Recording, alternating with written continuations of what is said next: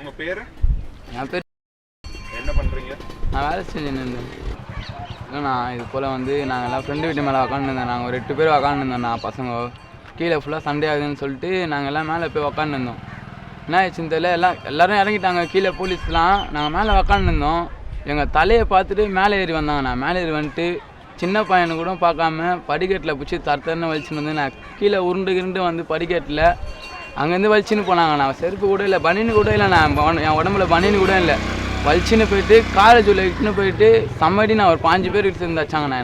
நான் ஒண்டி ஒரு 5 பேர் கிட்ட சேர்ந்து வச்சாங்க. லாஸ்ட்டாக மண்டியில் அடிச்சுட்டு கேட்டை திறந்துட்டு அமுச்சு விட்றாங்க. ரத்தத்தோடு நான் போகிறேன். நான் வண்டியில் அந்த பாட்சா வேனில் ஏறுன்னு சொல்கிறாங்க. அந்த ரத்தத்தோடு போயிட்டு வண்டியில் ஏறிட்டு வண்டியில் போனால் வண்டியில் ஒன்றும் கொடுமை பண்ணுறாங்க. கீழே உட்கார வச்சுட்டு கால் மேலே ஏறி போகிறானுங்க. அச்ச கால் மேலே அவங்களே ஏறி போகிறானுங்கண்ணா. ஏறி போயிட்டு அப்புறமா எடுத்துன்னு போயிட்டு ஏதோ ஒரு இடத்துல எடுத்துன்னு போய் விட்டு எங்களை தள்ளி விட்டு அவனுக்கு பண்ணி போயினாங்கிறானுங்களா. நடக்க கூட முடியல. நான் இடத்துல நானே கீழ்ந்து வரேன். எங்கள் அம்மா கூட என்னால் ஃபோன் பண்ண முடியல, எதுவுமே பண்ணல. ஒரு ஆட்டோ கூட வரல எனக்குன்னு ஒரு அர்ஜென்ட்டுக்கு.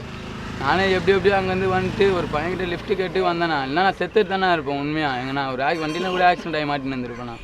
இப்போல்லாம் பண்ணலாமா நான் பசங்களை? எங்களுக்கு பாதுகாப்பு கொடுக்குறதுன்னு அவங்க இருக்கிறாங்க. எங்களை அடிக்கிறதுக்கு இருக்கிறாங்க அவங்க. என்னென்ன அரசாங்கம் இருக்குது?